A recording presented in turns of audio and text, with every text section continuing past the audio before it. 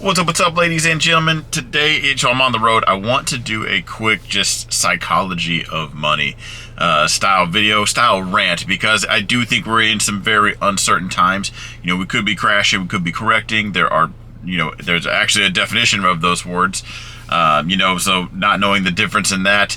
A couple things I want to go over. So there's fear and greed, how it just controls the market, why you'll never get rich in the stock market.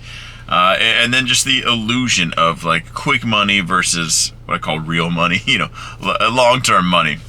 But the real reason you'll probably never get rich in the stock market, and I've seen this, right? So I've been on YouTube for a while. I've had my mentorship for years, and I watch it time and time again.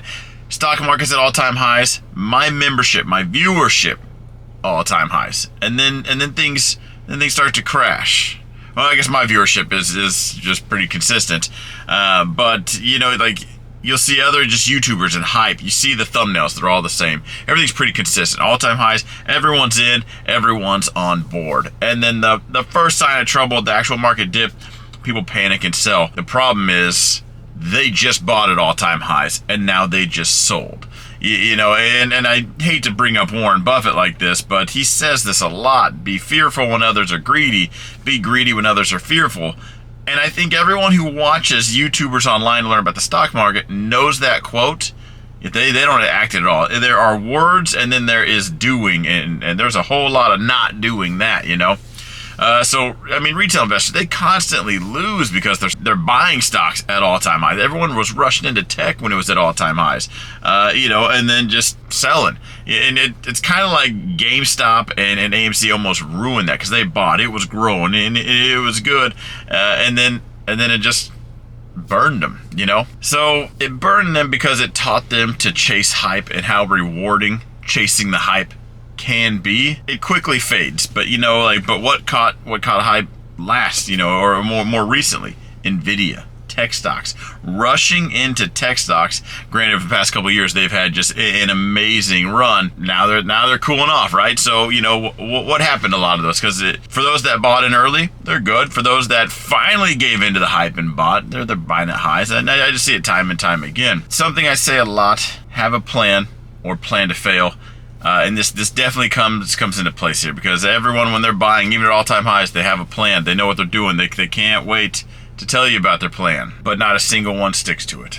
And that tells me they never had a plan in the first place, right? And it blows me away how everyone is. They want to buy from good fundamentals. This stock's got a great story, and no idea what they're doing. Right, and I do bring this all up for a reason, because right now I just think a lot of people aren't going to know what they're doing. In a year of uncertainty, this is where it's going to shake a lot of people out, and this is the time where you probably should be borrowing from someone who has experience. Because market corrections and crashes are the best time to buy. It is the time you will make the most money if you do it right.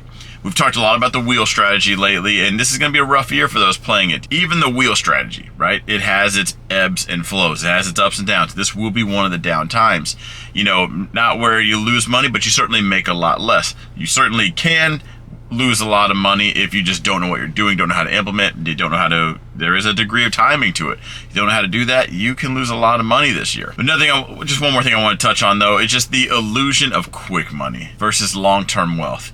You can make a lot of quick money later once you built that nest egg and once you built that cushion.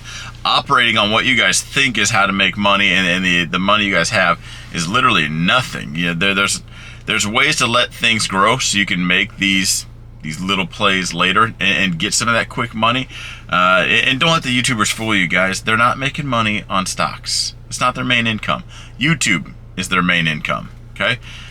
Just watch the views, watch the lies in the thumbnails. There's a reason why they're running clickbait stuff, right? It's not because they just want to teach you, right? They started out to be a YouTuber, and a lot of them became successful YouTubers. I know they push a get-rich-quick mindset so much that it's even driven just a new product, right? Same day, 0-day expiration options contracts.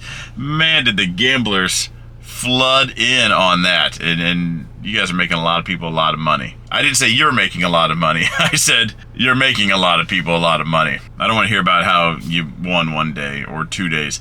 I do have another video you guys can check out. It's how to recognize a winning streak. I'm not saying you can't win. There will be winning streaks and losing streaks. The problem is that losing streak's going to wipe you out. What I think the real winners are the ones that can just see past their own nose. Play these things out. I'm going to take this play. How's that going to pan out? Like when somebody asks me a question, I answer it. I give that answer assuming I'm going to answer that for the next 1,000 trades. Not this one trade.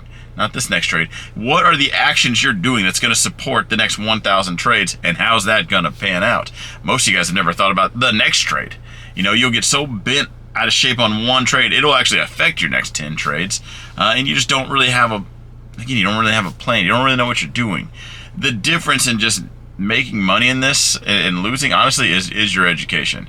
And I'm not pitching a course or anything, but I'm just saying the more you know, the more experience you have, the better you will do at this. The faster you go jacking around, you'll lose it. You won't give yourself the opportunity to get that experience or that education. You'll blast it all the way, shooting from the hip, not knowing what you're doing, and you'll lose it faster than you thought you could. Let's go back to GameStop and AMC. Made a lot of money that year, right? I'm not talking about me. I'm talking about just everybody in general. If you bought and it shot up and you sold, made a lot of money. That's that. Congrats.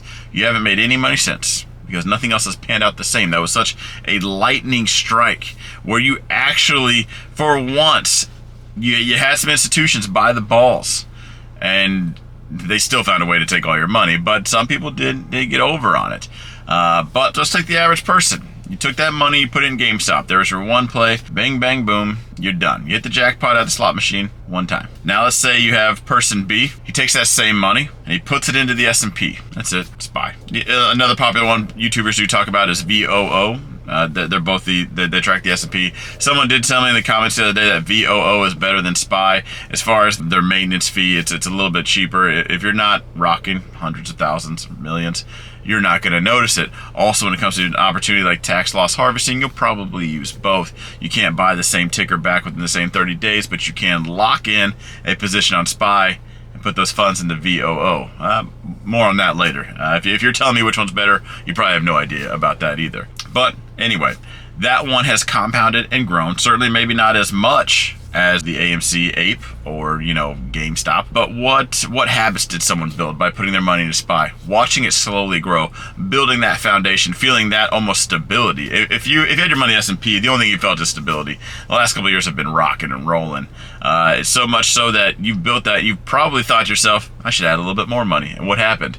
It grew even faster. And a little bit more, and a little bit more. And building that solid just foundation, staying in the game, learning a little more here and there, it goes a lot further. You start thinking about, hey, how's my next year gonna look? Not how's my next day gonna look? What's the next hype train am I gonna get on? What's the next fix? Where's my next hit? This isn't it, okay? I just wanted to rant about that because I do think psychology is gonna play a huge part in this. I think this next year is gonna be tough. I think a lot of people are not gonna do well. I really do. I don't want to say I'm not speaking towards my group. We got a great group. If you are curious about that, guys, I do have Patreon. We have a whole community. Just check it out. It'll be the top pinned comment. The part that I fear is the new person is not going to be able to discern me from the Meet Kevins, the Jeremys, the Rickies, the everyone else. They're going to put out a lot of noise. They're going to put out what gets views. I try. I do the occasional clickbait. You put the fire in the thumbnail. But the new person, you're just not going to know the difference from noise to how this actually pans out. Not that those other YouTubers will, but there's a lot of fluff in a lot of videos, and if you just can't figure that out yet, man, now's the time to buckle down the hatches and try to figure it out. Anyway, guys, I'll leave you with that there. I just wanted to just rant on this to kind of just prepare you for probably what's ahead. Sounds very ominous, but stock market's been roaring for the past couple of years. It really has, and the train just does not continue on these tracks without some kind of pulling over or pulling back. And when things pull back, they need to have that fear monger. They need to create that exit liquidity. They need you. They need your money, and if you don't want to give it back, you just need to learn the difference. Anyway, guys, I'm gonna wrap it up here. Hopefully you guys enjoyed the rant. I'll see you guys in the next one.